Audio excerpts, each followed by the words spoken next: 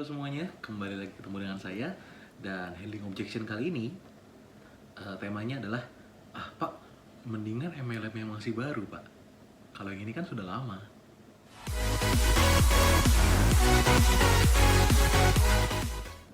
Nah teman-teman semua, dalam menjawab hal seperti ini sebenarnya kita perlu kasih kesadaran ke orang tersebut bahwa semua MLM selalu ada masa barunya, betul nggak? Kalau dia baru muncul seminggu, 2 minggu, sebulan, ya dia masih baru. Tapi MLM tersebut pasti akan jadi lama juga, betul nggak? Ketika dia sudah masuk fase setahun, fase 2 tahun, fase 3 tahun, dan muncul lagi yang baru. Masa mau ngulang lagi dari awal? Masa kita mau pindah lagi ke multi level yang lebih baru lagi dan lain sebagainya? Karena multi level baru akan terus bermunculan, teman-teman. Betul ya? Jadi kalau misalnya ada prospek bilang seperti itu, saya biasa jawab seperti ini. Pak, Bu, yang baru itu nanti juga akan jadi lama. Lalu pertanyaannya, kalau misalnya ada muncul yang baru lagi, apa yang kita omongin ke tim kita? Betul nggak? Apa yang kita bahas ke tim kita?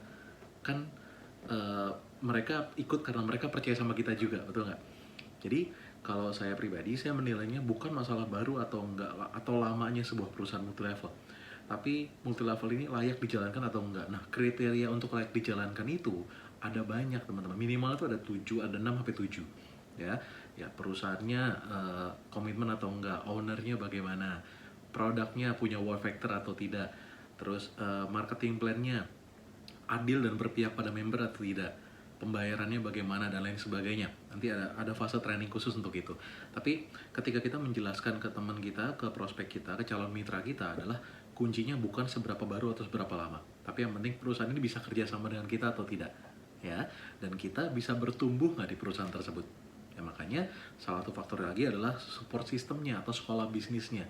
Bisa nggak ada bertumbuh kalau misalnya nggak ada support, nggak ada pendidikan, nggak ada pelatihan dari leader yang sudah teruji dan lain sebagainya.